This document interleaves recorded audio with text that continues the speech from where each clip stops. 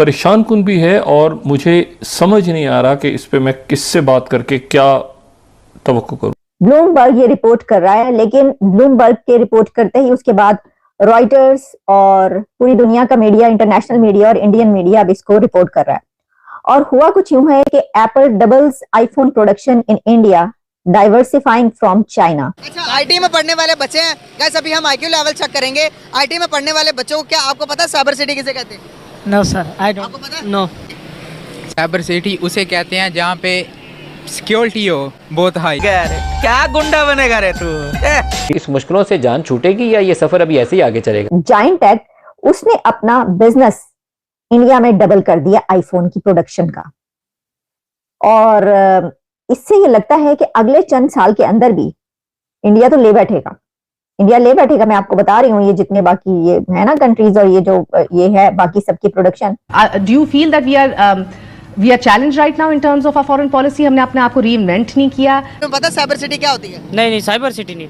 पाकिस्तान में कोई cyber city होगी? जी है साइबर सिटी। कितनी सिटीज है पाकिस्तान में साइबर सिटी? इतना आइडिया नहीं है, लेकिन ज्यादातर जो पाकिस्तान के बिग सिटीज हैं जैसे इस्लामाबाद हो गया, लाहौर हो गया, इनमें मतलब कि साइबर सिटी है। पैसा बर्बाद पहन। पाकिस्तानियों को हमने ऑलरेडी गुर्बत में धकेल दिया है, तो 10 करोड़ पाकिस्तानी तकरीबन 39% अभी हैं, 42-43% तक पाकिस्तानी जो है वो खतरे गुर्बत के नीचे चले जाएंगे। और उसके अलावा चीन जो है वो भी दहशतगर्दी के हवाले से वो बहुत खुश नहीं है, क्योंकि उनका एतमाद पर बड़ा ठेस पहुंचा है पाकिस्तानी सिस्टम पर कि हम उनके जो चाइनीज वर्कर्स थे उनको प्रोटेक्ट नहीं कर सके। हम आगे इंडिया से क्यों नहीं? इंडिया से आगे? यस। आपको क्या लगता है? आगे नहीं है पर चले जाएंगे इंशाल्लाह, बहुत जल्द जाएंगे। तो कह रहे हैं हम आगे नहीं है। हम आगे क्यों नहीं है? बहुत तेज हो रहा है, बहुत तेज हो रहा है। लेकिन ना हमारे पास खान, और कशकोल हमारा इतना बड़ा है कि दुनिया में जहां कहीं भिखारी पकड़े जाते हैं हजारों की तादाद में सबसे ज्यादा तादाद पाकिस्तानियों की होती होगी। I mean, they're talking about economic diplomacy all over the world. वो तो बहुत दूर है हमारे लिए। Economic diplomacy day after tomorrow होगी जी। Exactly. अभी तो आज की बात करें। अभी तो basics को Today cover we are कर रहे हैं। facing serious crisis, Yeah. और हम हैंडल नहीं कर सकते बिकॉज हमारी बिग पिक्चर नहीं है। कितने फ्रंट आप खोलेंगे? देखा आपने लापरवाही का नतीजा है। जो दूसरी रिपोर्ट मेरी नजर से गुजरी और वो भी ब्लूमबर्ग की है, और वो है how India can win China's growth crown. जय श्री राम दोस्तों एंड जय हिंद दोस्तों वीडियो क्लिप तो देख ली होगी। चीन का कम से कम 5 लाख करोड़ का नुकसान हो गया है। 40% जो चीन के प्रोडक्ट थे वो भारत के अंदर कम हो चुके हैं। धीरे धीरे made in India, make in India products की डिमांड बढ़ती जा रही है और चाइनीज़ प्रोडक्ट की डिमांड घटती जा रही है भारत के अंदर।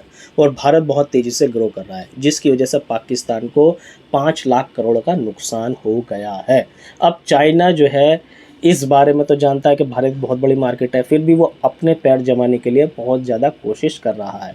इसके बारे में पाकिस्तान के लोग क्या कह रहे हैं, पाकिस्तान के मीडिया पर्सन क्या सोचते हैं, वीडियो में देखते हैं, फिर मिलते हैं वीडियो के बाद स्टार्ट करते हैं। कुछ यूं है कि 2017 में ये एप्पल की प्रोडक्शन स्टार्ट हुई थी इंडिया में। अभी टाइम ही कितना गुजरा, अभी तो कोई टाइम ही नहीं हुआ, कुछ साल ही नहीं हुए, टाइम कितना गुजरा है। चंद साल के अंदर जो है आप देखिए कि अब 2024 में आईफोन प्रोडक्शन जो है वो डबल हो गई है, और उसमें $14 बिलियन जो है वो इसमें कहे जा रहे हैं। तो इस तरह ये देखा जा सकता है कि 14% आप कह सकते हैं, लेकिन यानी आप देखिए ना कि जो चाइना है वो तो ऑलरेडी पूरी दुनिया की मार्केट होल्ड करके बैठा हुआ था ना, उसके अंदर से ये बिजनेस निकालना और उसको ये उड़ा के ले जाना, ये बड़ी बात है, ये बहुत बड़ी बात है। ये तो मतलब सोचा जा रहा था ना, मुमकिन नहीं था।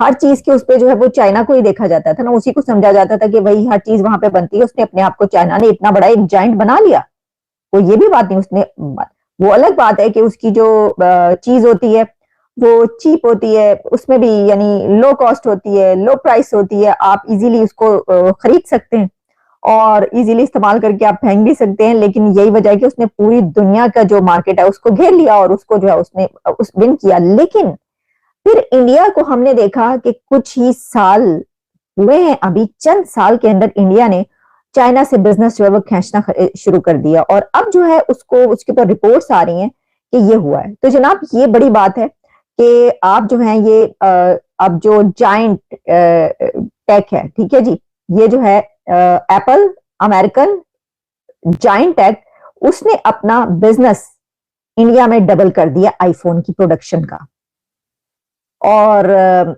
इससे ये लगता है कि अगले चंद साल के अंदर भी इंडिया तो ले बैठेगा, इंडिया ले बैठेगा। मैं आपको बता रही हूँ, ये जितने बाकी ये है ना कंट्रीज और ये जो ये है बाकी सबकी प्रोडक्शन, तो पहले ही खैर पहले ही ले बैठा, लेकिन अब ऐसा लगता है कि ये बहुत तेजी से आगे बढ़ेगा। तो ऐसा क्यों लगता है, इसकी तरफ बढ़ते हैं। मैंने आपको कहा था कि मैं आपको सिर्फ यही खबर नहीं दूंगी कि एप्पल ने अपना जो बिजनेस है वो इंडिया में डबल कर दिया 2024 में, $14 बिलियन है, बल्कि इससे आगे बढ़ते हुए मैं आपको ये बताऊंगी कि ब्लूमबर्ग की रिपोर्ट ये कह रही है कि how India can win China's growth crown.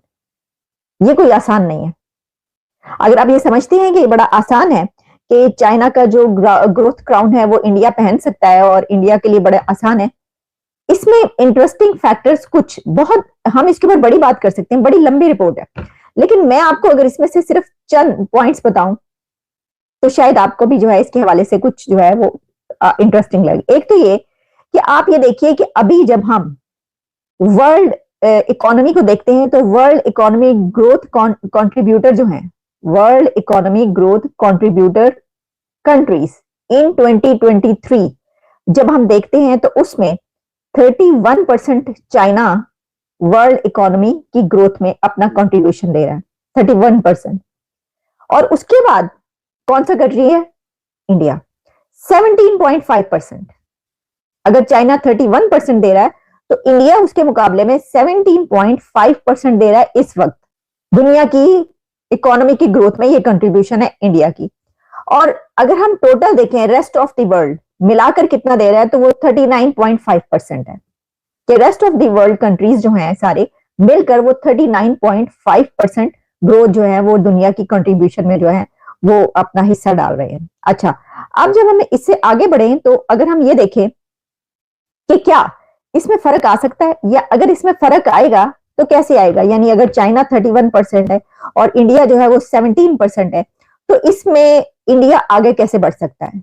तो इसमें दिलचस्प रिपोर्ट ये है जो शामिल है इसके अंदर ब्लूमबर्ग की रिपोर्ट में, कि इंडिया अगर जो है वो अपनी उसकी तरक्की की रफ्तार जो है वो एक हर साल यानी उसकी तेज हो जाए और उसमें जो है वो यहां तक पहुंचे कि फिर आप ये देखेंगे कि जल्द ही अगर 7% के हिसाब से भी इंडिया जो आगे बढ़ता है तो उसमें 23.8 जो है वो चाइना की ग्रोथ होगी और 25% टू इंडिया की ग्रोथ हो जाएगी।